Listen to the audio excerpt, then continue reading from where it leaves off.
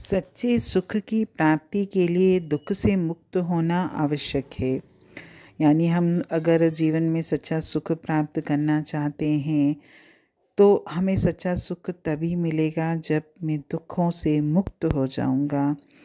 बाकी अगर हम सुख रहें, सुख के पीछे दुख रहें, मतलब आता रहे, पहले सुख है उसके पीछे दुख है तो दुख के पीछे सुख आएगा ही। ये तो चक्कर है, इसमें सब कोई फंसा ही हुआ है। लेकिन अगर हम सच्चा सुख प्राप्त करना चाहते हैं जिसका कभी भी अंत न हो, तो उसके लिए तो वाणियों में, शास्त्रों में बार बार हमको ये बात बताई जाती है कि हमारी आत्मा का सबसे बड़ा दुख यही है कि वो अपने परमात्मा से बिछड़ी हुई है। जब से वह परमात्मा से बिछड़कर इस नाशवान और मायामय संसार का हिस्सा बनी है, तब से वह दुखों के कभी न समाप्त होने वाले चक्कर में फंसी हुई है। और जब तक ये आवागमन के बंधन तोड़कर उस परम पिता परमात्मा के पास वापस नहीं पहुंचती, तब तक उसे सच्चा और स्थायी सुख मिल ही नहीं सकता। अगर जीवन में हम सच्चा सुख प्राप्त करना चाहते हैं तो उसके लिए मुझे केवल और केवल परमात्मा का नाम ही दिला सकता है। और जीवन के हर दुख की दवा प्रभु का नाम ही है। जब हमारी आत्मा परमात्मा से बिछड़कर इस शरीर में कैद हुई है, तब से उसे विषय विकारों के दुश्मनों ने घेरा हुआ है।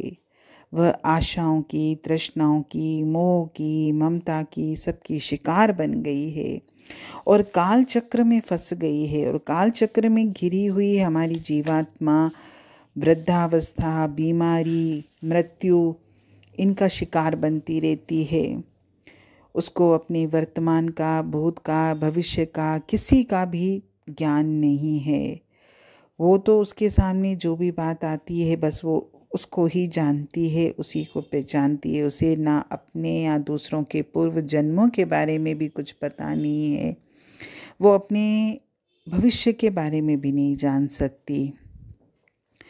वो इस जीवन में अंधे अज्ञानी की तरह कर्म करती है और किए हुए कर्मों के फल भोगने के लिए आवागमन के दुखदाई चक्कर में पड़ी रहती है।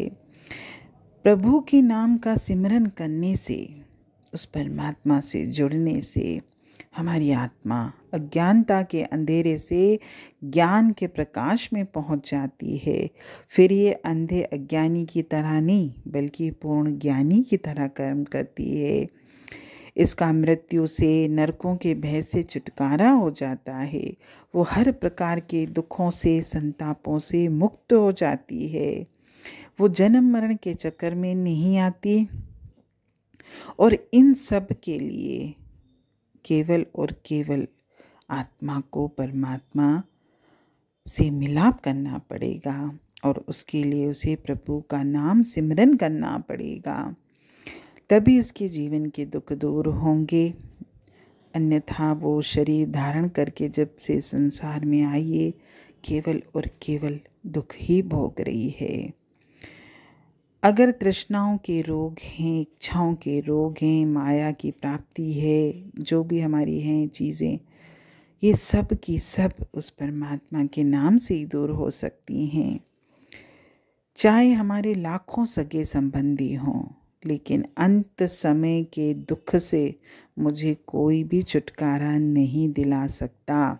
केवल परमात्मा का नाम ही उस दुख से छुटकारा दिला सकता है। जिन संकटों से हमको कोई भी नहीं बचा सकता, केवल और केवल परमात्मा का नाम, उसमें इतनी शक्ति है कि वो उनका भी नाश कर देता है। और मृत्यु के पश्चात भी जहाँ आत्मा को चलना है, उस पर परमात्मा के नाम के सिवा कोई उसकी सहायता नहीं कर सकता। कहते भी हैं कि यमदूत जब आत्मा को कष्ट देते हैं तो वहाँ भी परमात्मा के नाम के अलावा और कोई उसका सहायक नहीं होता।